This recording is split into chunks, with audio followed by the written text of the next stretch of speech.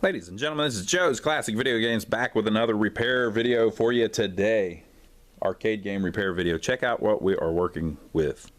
Now we're planning on fixing this and then uploading a video of us playing it first. So if we are able to repair it, you've probably already seen the video of us playing it.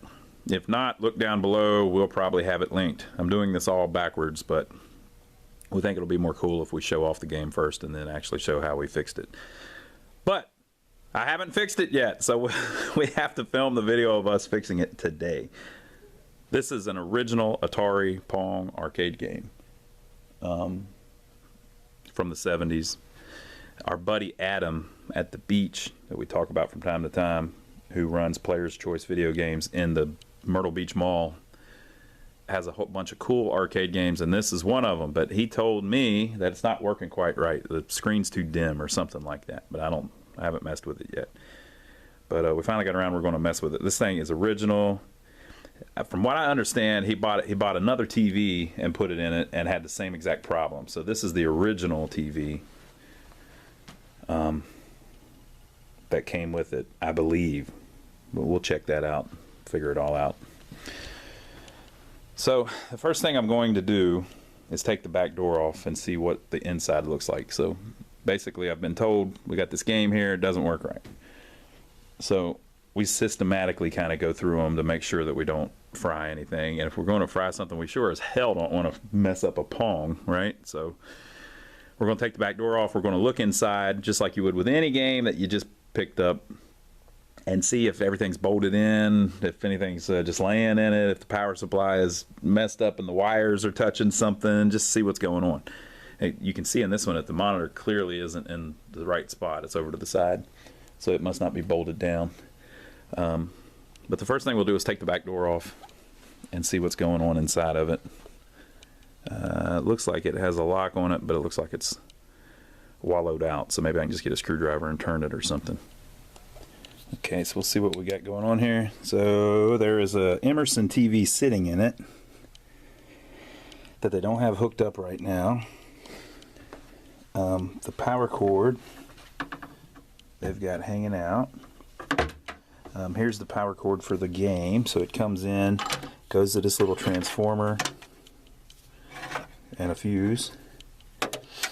And then it has this, we also have some AC wires coming off of it here.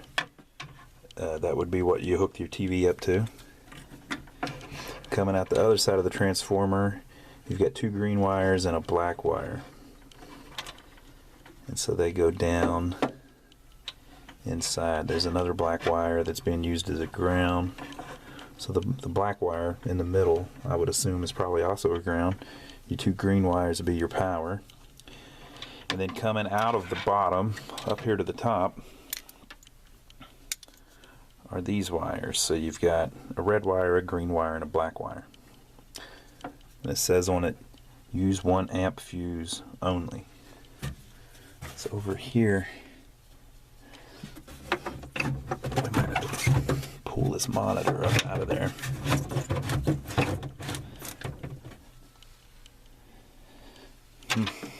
And you've got some screws down under it. I believe there's some stuff written over here that might tell you how to hook up the video, but we'll get to that here in a minute.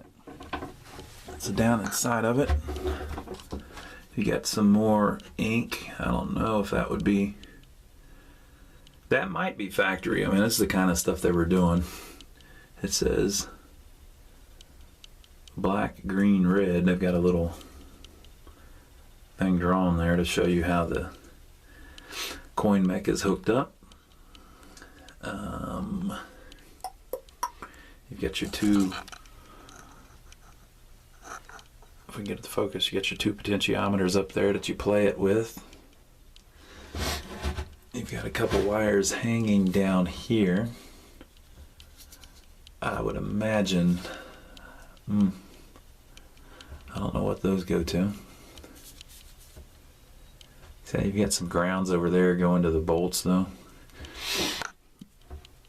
Come back over here and you've got your edge connector. You've got this original Pong board with the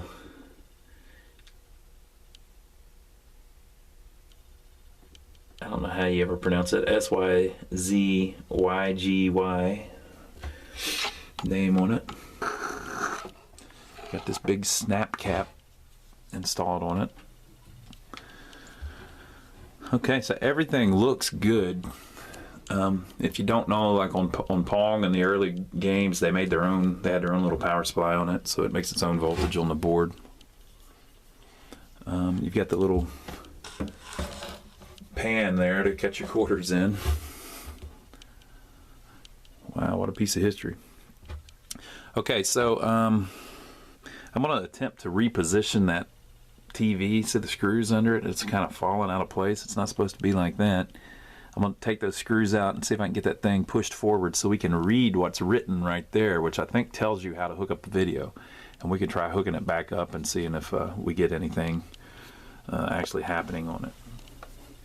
Okay, so I moved it back where it was. They just had a couple screws here kind of holding it forward. So I guess whenever they moved it, it popped up over those.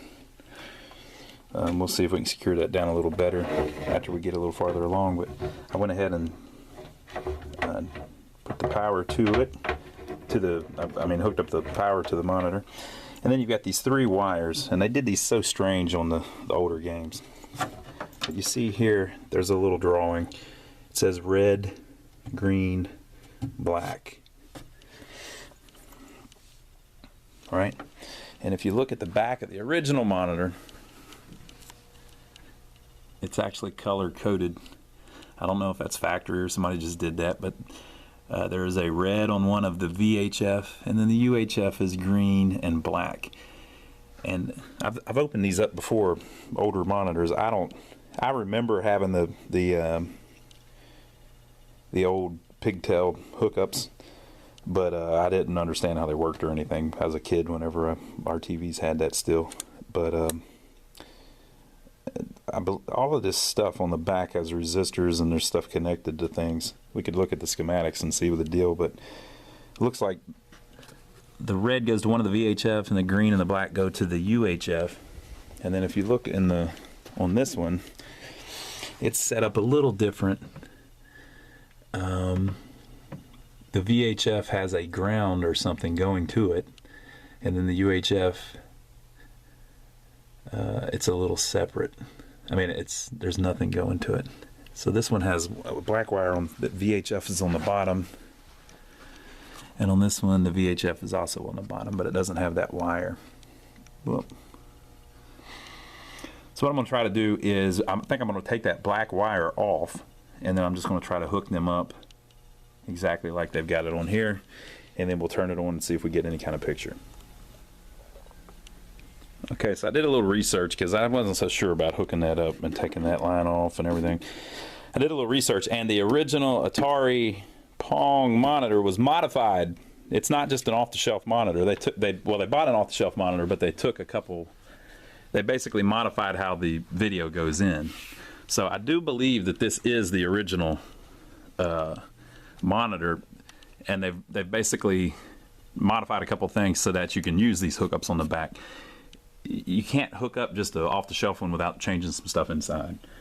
So I think I'm going to leave that one alone and see if we can go back to the original monitor and figure out what I believe he said that it was just dark. It didn't look good. So I think I'm going to try to hook this back up, see if we can get a picture on it, and then try to fix the original monitor. I was going to do that anyway, but I thought maybe I'd fix that one too, but I think that one needs to be modified. So we'll see if we can hook video up to this one. Just how it was, and see if we get an image. I put the power wires together. I'm gonna have to lower it down inside the cabinet though to get these to fit, and we'll see if we get any kind of image on the screen. Okay folks, so with the original monitor hooked up, there is a video and it is actually up and playing, but I can't tell if it's glitched or what. I can't get a perfect image. I don't even know if you can see it on the camera, but it's So this is my brightness. You see the ball bouncing around? See it? It's on the right side of the screen. And so my contrast knob isn't doing much. My brightness, so you can see it a little bit better there. My brightness knob is working. Yeah, I can see the ball, but I can't get a good image on it. Don't know if that's, see the black line, the dotted black lines. That's the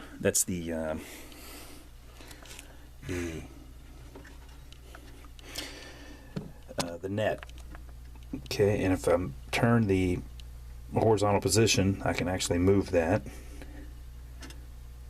You know, that should be white though, so you know, not sure if that's the monitor or the see the score at the top just came into view. I'm doing the vertical hold now. There you go, 3 and 15. So I believe that the board is sending out the signal. I mean, clearly it's on the screen, it's just all the wrong colors and everything. Well, it's black instead of white. I mean, if you consider those colors. But I think it's a contrast problem with the monitor, which is probably why Adam was trying to replace it with a different monitor, which you possibly could do, but you'd have to modify the monitor. But I think what I'm going to try to do is try to fix this monitor, because it's got a nice bright image. It just it's having problems, you know, making it look right, which is, you know, capacitors might fix that. So I'm gonna try taking the monitor apart, and we'll make a cap list and order caps, and then try to replace all the caps in it and see if that gets us a better picture or not. It's at least worth trying, because I'd rather leave the original monitor, you know. That would be cool. This thing's a piece of history. So we'll pull this thing out and let's take it apart and see if we can make a cap list, or if I can find one online maybe. Alright, so I couldn't find the schematics online, but I'm pretty sure this is them on the back of the door. I don't know for sure that it's the exact monitor, but it sure looks like it. We're gonna open it up and we'll confirm here in a minute, but these are the schematics for a TV monitor. So if that is the original one, this is probably the schematics for it. So, but I don't want to take them off the door. You know, these are, I think, the original staples. There's no extra staple holes in the paper. And we're really talking about something that's pretty rare. If you look on the back, I mean, this might be serial number 18. Maybe. I can't get it to focus. There you go. What is that? Is that 18? Maybe not. FF018. That's 18, people. But they, you know, I don't know how their numbering system works.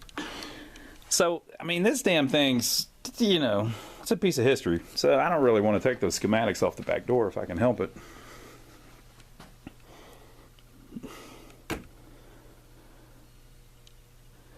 So what I did was I held them open and took pictures of it. So I've got some weird pictures of what the inside of that piece of paper looks like, and maybe we can use that. But I probably won't even need them. I'm going to take it apart and we'll see what the caps look like, and I might be able to tell just by the caps that are in the board what caps I need to order. Okay, so we've decased it, which is really simple. Just had a few screws and a couple knobs. And the back comes right off, and so this is what we've got inside. So I'm just going to go through with a piece of paper and write down every cap that I can see. I'll pull this board, should slide out of this and lay down. And every electrolytic cap I see, I'm going to write down and order.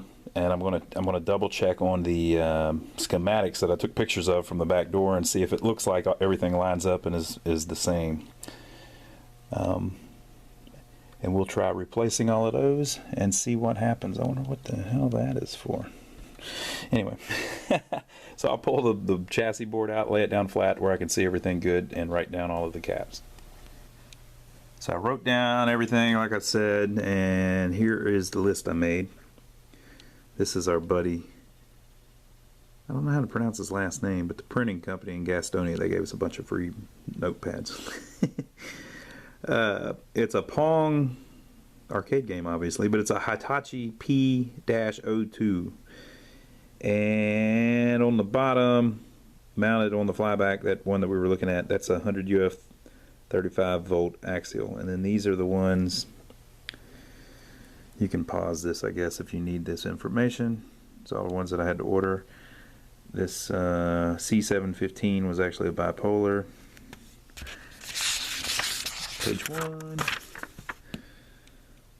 And then all these as well. Most of these are pretty standard stuff that we keep in. But I had to order a couple of them, and I did. The flyback had a sticker on it that said 2430522 RLU. So sometimes, you know, if the flyback goes bad on one of those, you won't get any image, of course. But if the flyback goes bad, that would basically kill the monitor. You wouldn't be able to repair it unless you could find another one. So I don't know how rare those flybacks are, but since that TV's from like 1973, probably pretty hard to find. But I don't think we need that because it had an image on the screen. But I'll wait and get in the couple caps that I need, and then all these other ones that I do have, and I'll go ahead and put a cap kit in it and put it all back together and see if the image looks any different or if it looks exactly the same. So these are all the old caps we pulled out. So we got all new caps in it. Can't see very many of them because we slid it back in, but so I'm going to put the case back on it, and then we'll pop it back in the machine and see if it looks any better.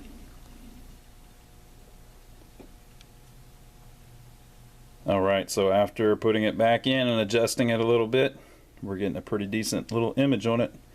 We don't have any sound yet, but I might just have the volume all the way down. And this paddle here looks pretty good, but that one's in the wrong spot. I think that's an adjustment on the board. So I'm going to mount the bezel back on it and try to get it in the front, and I'm going to try to turn up the volume knob and see if that'll get our sound back. So we got it mounted back in there with the black bezel all around it.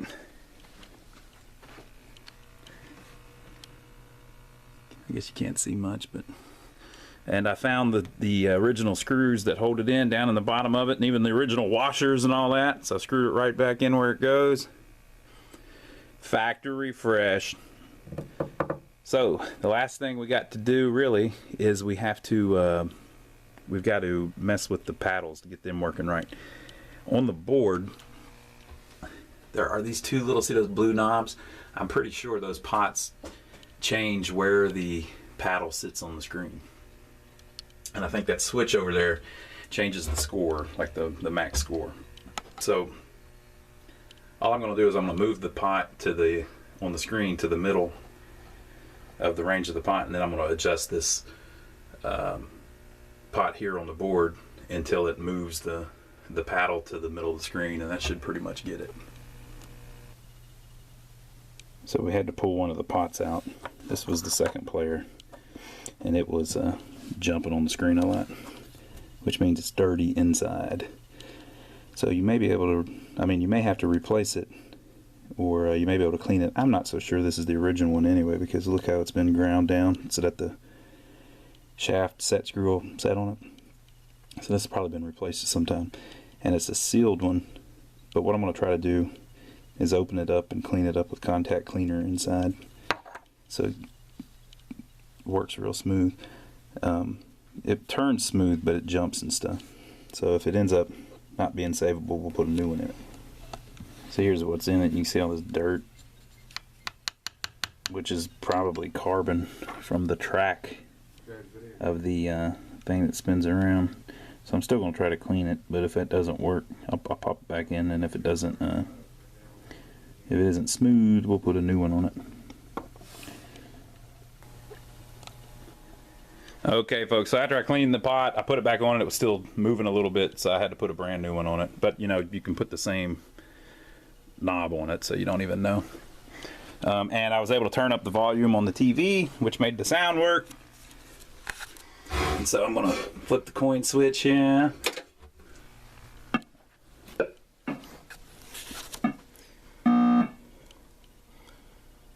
Oop.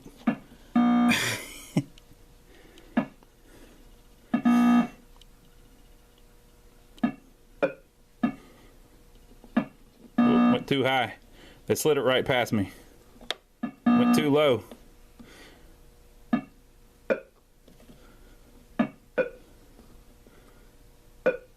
I wonder if I can get it stuck.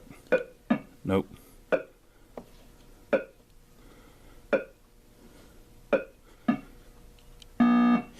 All right, so there you go, folks. It's working. So cool.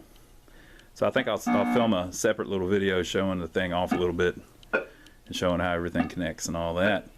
But we got it back up and running. Pretty cool. So leave your comments below. Let us know what you think. Did you ever play this back in the day, or was it gone too quick? Was it gone before you started playing games?